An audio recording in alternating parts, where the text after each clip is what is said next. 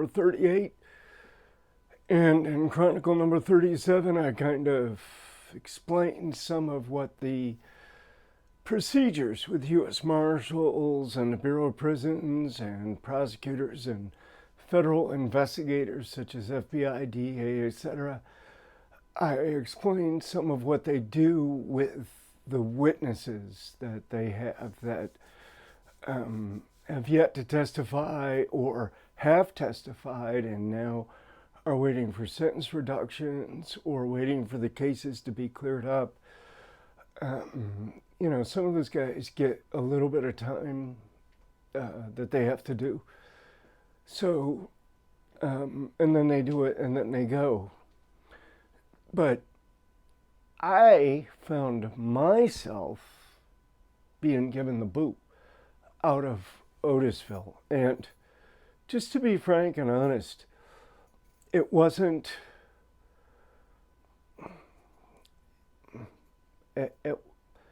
anybody's fault but my own that I got kicked down the street, so to speak, and threatened with expulsion.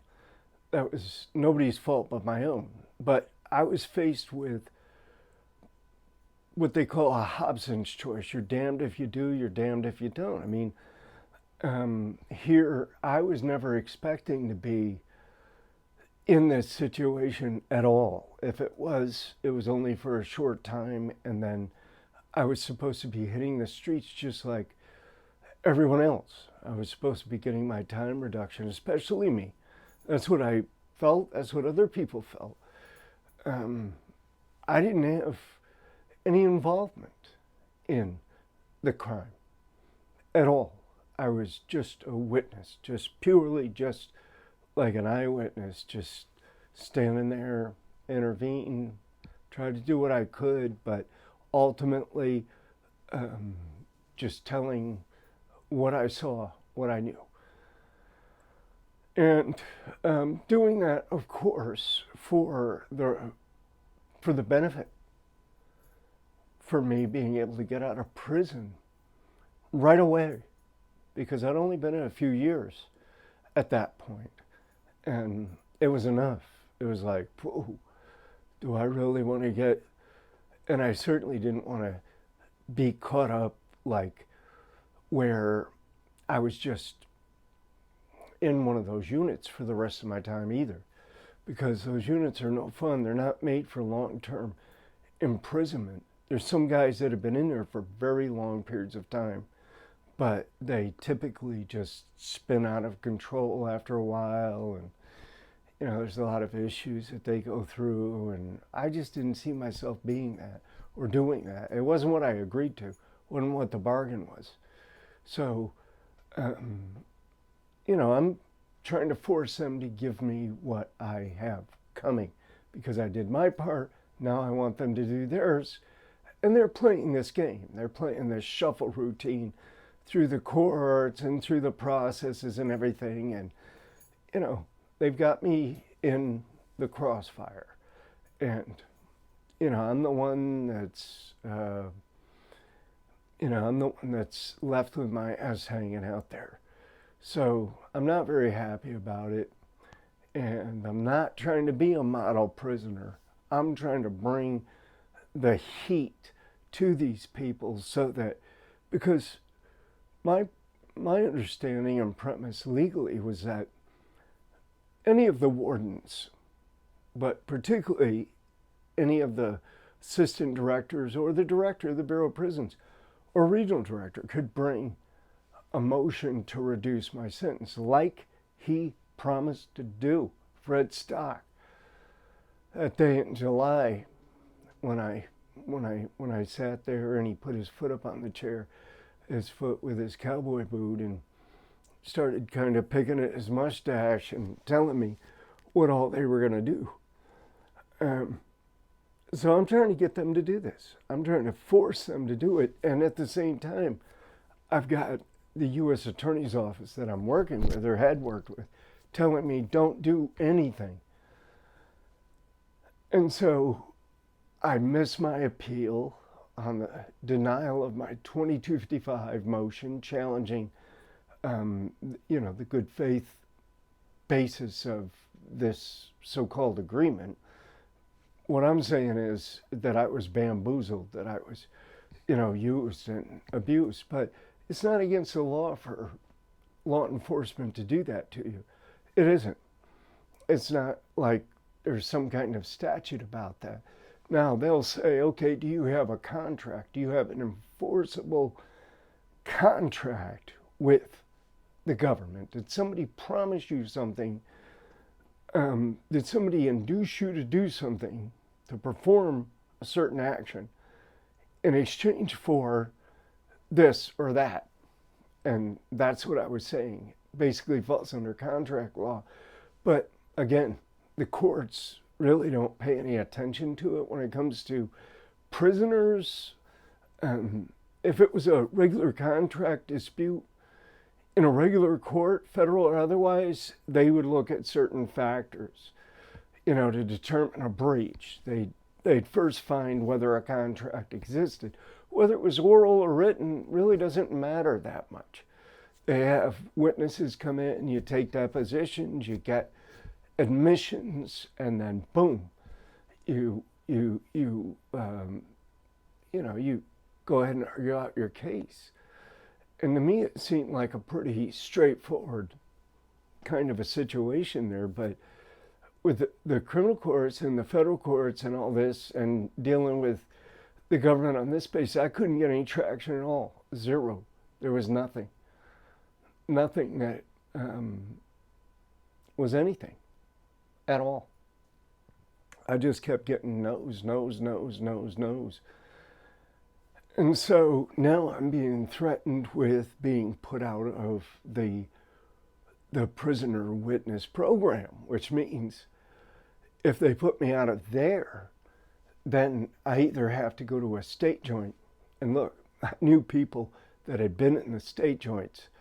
I knew federal prisoners that had been in the prisoner witness program because they testified against whomever, whatever enterprise or ABs or gangs or whatever in the federal prison system. They had testified, and then the Bureau of Prisons put them out to one of the states.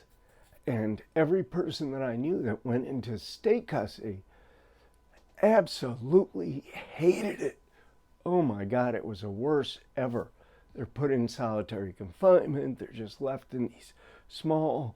One guy said he went to the Upper Peninsula in Michigan and was put in Michigan's really intensive confinement unit up there. And the ceilings were only like 6.5 feet high in the cells, and it was like a little dungeon that he was trapped in. He said he hated it, and other guys told me about other state prisons, and they hated them. So yeah, I didn't want to go that way. So I found myself in a car with the marshals. We're going down to Fairton, New Jersey. They tell me about, I don't know, sometime on the ride there, I ask them where we're going.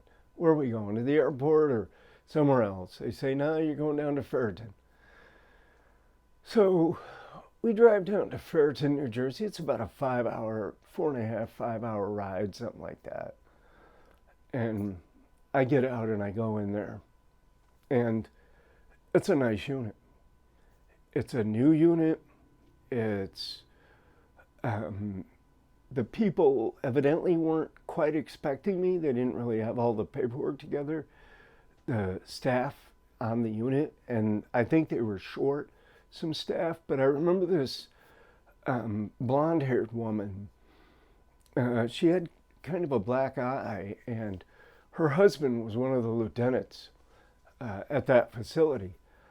And so she was like, she was the intake officer, and she was, you got to answer a bunch of questions, and you've got to look at all the photos, and you got to go through all that, and then you got to sign off on a bunch of paperwork saying that you don't have any enemies on that unit, that you're good to go out in the GP, and, and then, even then, they're reluctant to just pop you right out there. At least they were with me. So they put me in the hole over there, which segregation, which was, 3 or 4 cells and outside rec area. And I mean, it wasn't bad, but I didn't want to stay locked down. I'd already been locked down for months in the hole at Otisville, in that small little confinement cage over there. So I didn't want to stay locked down like that. I wanted to get out and move around.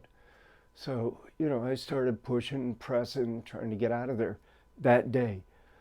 I think it was the next day when the unit manager and everybody came back that I was finally released into the GP and could just walk around the unit and, go out on the rec yard and talk to people. And it was really a nice unit, I have to say.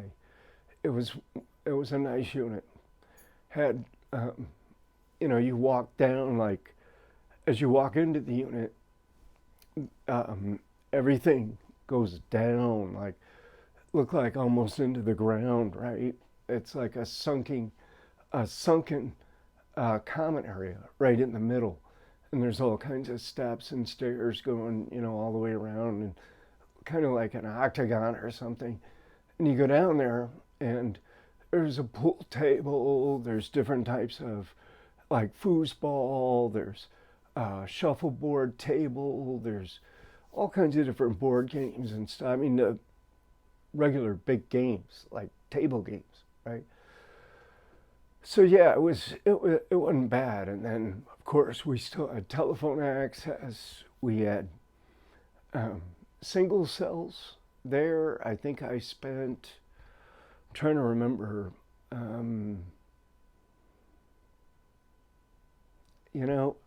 I don't even think I had a cellie at Fairton at all. I think I went right into a single cell. I think that, and it was like wooden doors, wooden desks, wooden beds. It's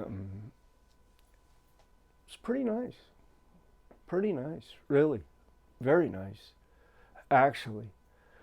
And I never hit the visiting room there. I never hit the visiting room.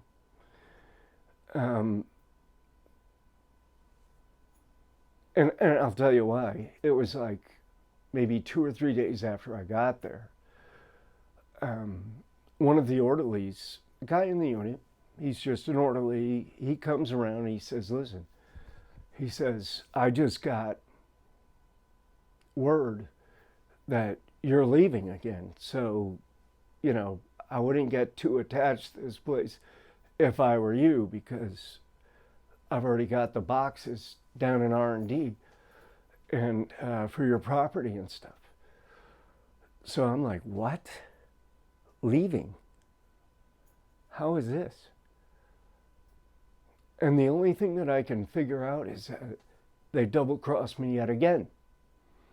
Only thing I can figure out is that now they're going to go ahead and put me out of the units and send me back into the penitentiary system or to a state prison somewhere I really don't want to be.